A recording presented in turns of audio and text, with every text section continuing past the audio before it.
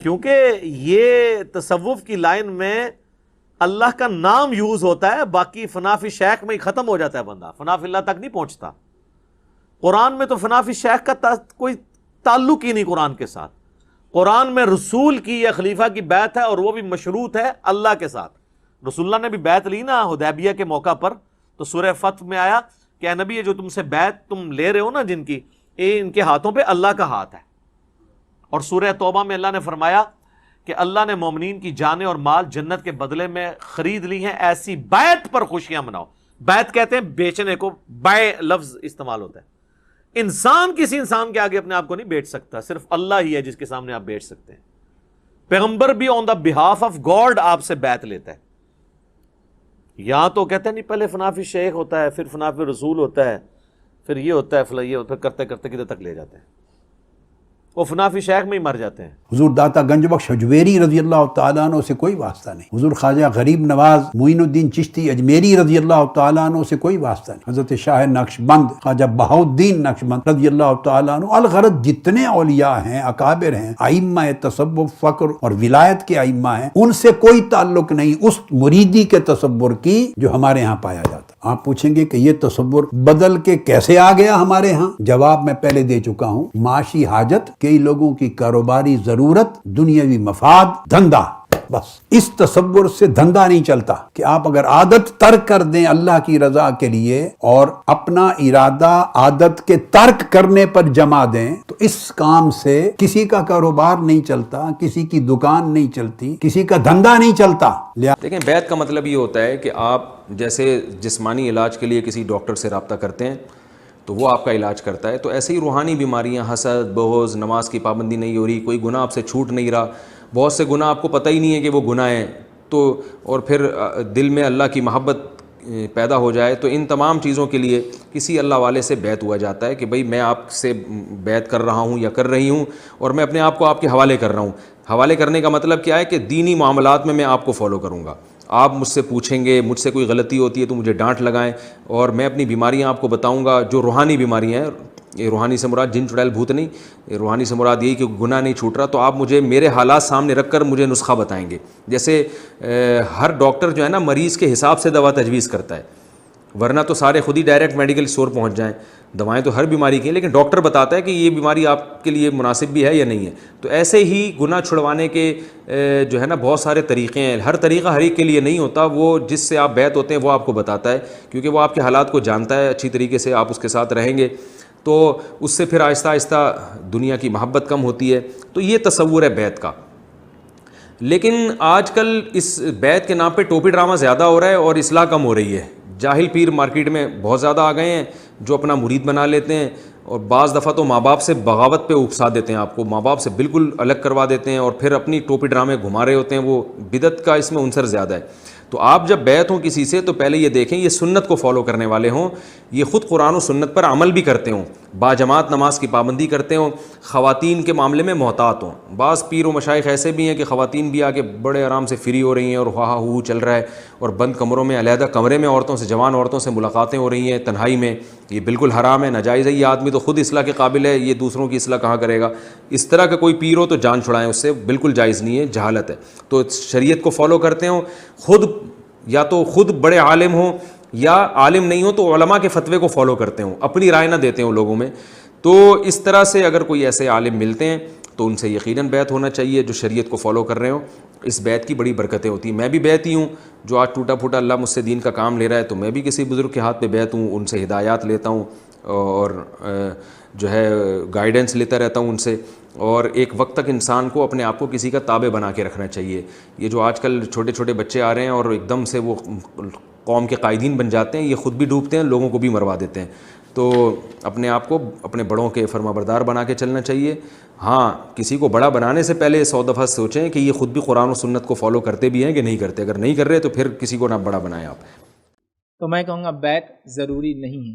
اگر ضروری ہوتی تو ہر صحابی سے نبی اکرم صلی اللہ علیہ وسلم بیعت لیتے ہیں، ان ہر صحابی سے بیعت لینا ثابت نہیں ہے۔ پھر ہمارے پاس بیعت نے ایک الگ ہی شکل لے لی، الگ ہی روپ اور رنگ لے لیا۔ سمجھ رہے ہیں بات کو؟ مردوں سے بھی ہاتھ میں ہاتھ لے کے بیعت ہو رہی تو عورتوں سے بھی ہاتھ میں ہاتھ لے کے بیعت ہو رہی۔ نبی اکرم صلی اللہ علیہ وسلم نے مردوں کا ہاتھ لے کر بیعت لی، عورتوں کا ہاتھ پر بیعت نہیں لی۔ کچھ بول رہے نہیں عورتوں سے بیت ایسی لینا کہ عورت کا اپنا ہاتھ پانی کے اندر ہے نا عورت کا پانی کے اوپر ہے نا، کہاں سے لائی؟ اللہ کے رسول عورتوں سے بیت وربل لیتے تھے، مردوں سے ہاتھ لیتے تھے. اب وہ ہاتھ کا ورژن لمبا ہو گیا، رسیاں لے رہے ہاتھوں میں، 100-200 بیت لینے آ گئے تو کیسا کریں گے؟ لالو 100 فٹ رسیوں کو لوگ پکڑے ہوئے ہیں. امامہ اپنا کھول کے وہ بیچارے جو بیت لیتے ہیں، اب وہ بیت لینے والوں کو پیر، فقیر، مرشد مختلف نام دیے جاتے ہیں. حالانکہ کسی زمانے میں یہ نام بھی بمانے تھے، بمانا تھے، واقع میں اچھے تھے. سمجھا؟ جیسا کہ مرشد راستہ دکھانے والا، ہدایت کا، رشد و ہدایت کا. ہوتے تھے ایسے لوگ. ایک زمانے میں دائی کو مرشد بولتے ہوں گے، ہو سکتا جو لوگوں کو دعوت دے کے حق کا راستہ بتاتا ہوں. لیکن آج تو یہ ساری الفاظ جو ہے نا صحیح معنی میں کہیں بھی استعمال نہیں. مرشد، پیر، فقیر، یہ کسی زمانے میں مانا تھا. ایک آدمی مالدار ہوتے ہوئے ایک سادی زندگی گزارتا تھا، اس کو فقیر کہا جاتا تھا. تو لوگ کہتے تھے یہ میرے فقیر ہے، مطلب ان سے میں نے سیکھا اتنے مالدار ہو کے بھی عاجز رہنا. کبھی یہ الفاظ اچھی ہوا کرتے تھے، لیکن بعد میں کیا ہو گیا؟ فقیر جو ہے آپ دیکھیے کروڑوں کا پراپرٹی ہے اس کے پاس، اور پھر کیا انہوں ہمارے فقیر ہیں. یہ ہمارے پیر صاحب ہے. پیر تو وہ کرتے جو اپنا سب کچھ قربان کر کے اپنے مریدوں کو دیتے. یہ پیر ہوا جو سب کچھ کھاتا ہے اپنے مریدوں کا. پیری مریدی بھی کسی زمانے میں لاجیکل تھی، وہ استاد اور شاگردگی جیسا معاملہ تھا. لیکن آج کیا ہو گیا؟ پیر صاحب پہلے علم دیتے تھے، آج پیر صاحب جو ہے کچھ بھی نہیں دیتے، سب کچھ لیتے ہیں. تو ہو گیا رشد دینے والے کو کیا کہتے تھے؟ مرشد، ہدایت کا راستہ بتانے والا. دائی ہوتے تھے کسی زمانے میں، لیکن آج مرشد مطلب وہ جس کو ملنے کو، جس کے قریب جانے کو آپ کو ہزاروں لاکھوں لٹا دینا پڑتا ہے. پریکٹیکل میں بتا رہا ہوں. پھر اس کے بعد چور دروازے کھلے.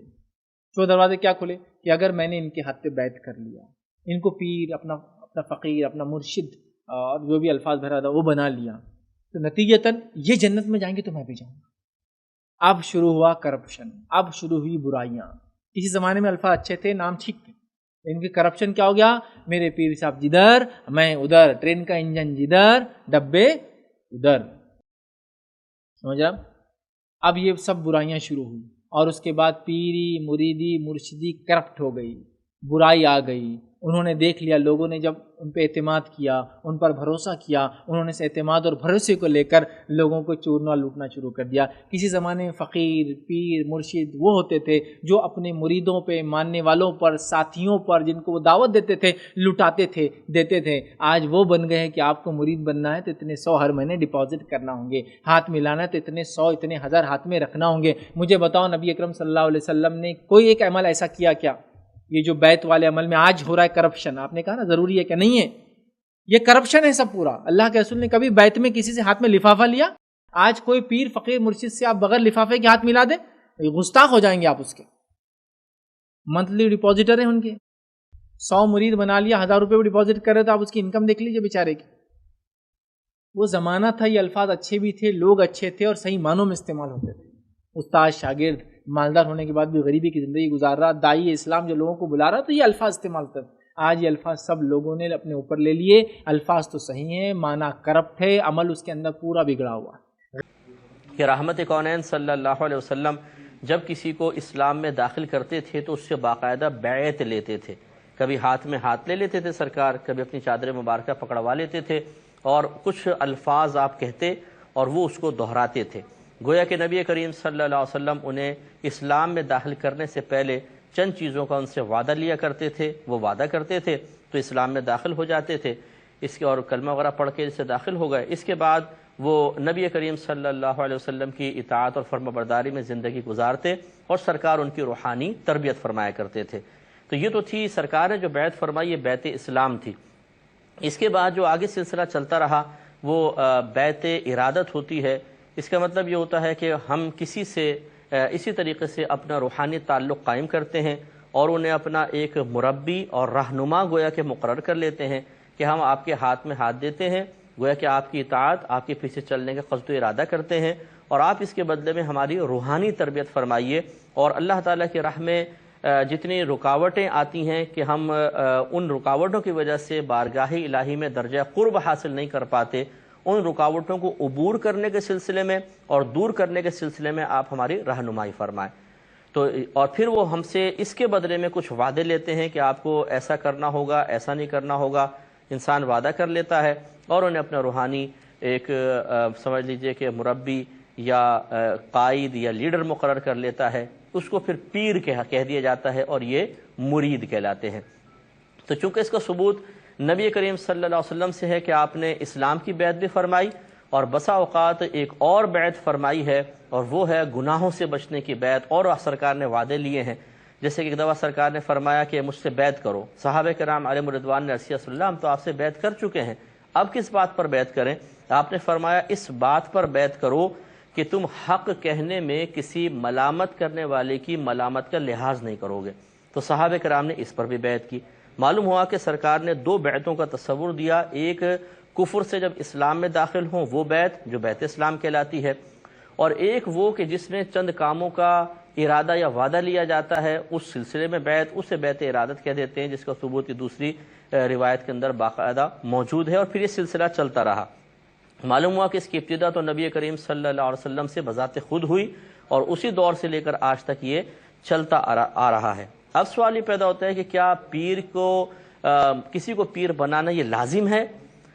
تو یہ لازم بمانے فرض یا واجب تو نہیں ہے، لیکن چونکہ ہمارے تقریباً 1500 سال کے اکابرین جو بڑے بڑے مقامات پر فائز ہوئے اور جن کی بزرگی مسلمہ ہے، جیسے شیخ عبد القادر جیلانی رضی اللہ تعالیٰ عنہ، معین الدین چشتی اجمیری رضی اللہ تعالیٰ عنہ، شیخ شہاب الدین سہروردی ہیں، اور حضرت بہاؤالدین نقشبند رضی اللہ تعالیٰ عنہ، یہ بڑے بڑے نام ہیں بزرگوں کے۔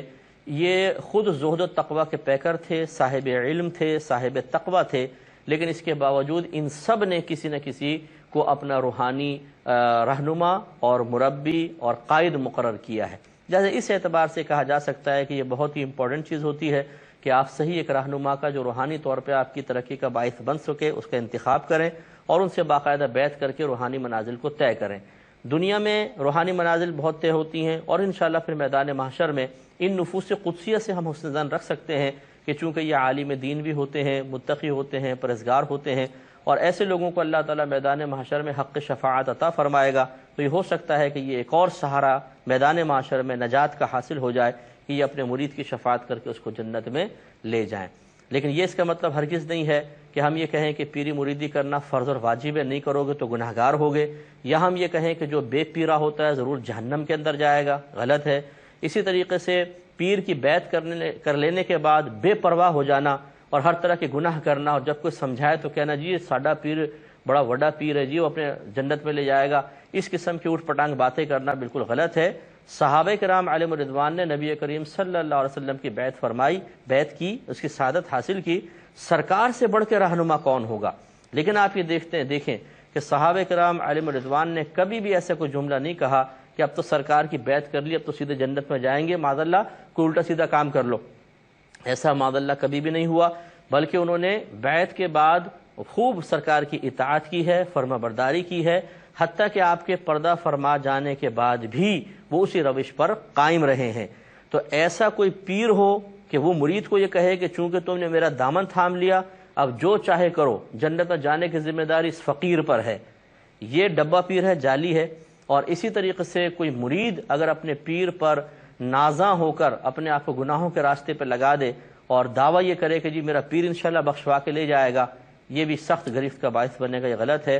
لہٰذا اگر کوئی چاہے تو اچھا ہے، کوئی اچھے پیر طریقت دیکھیں۔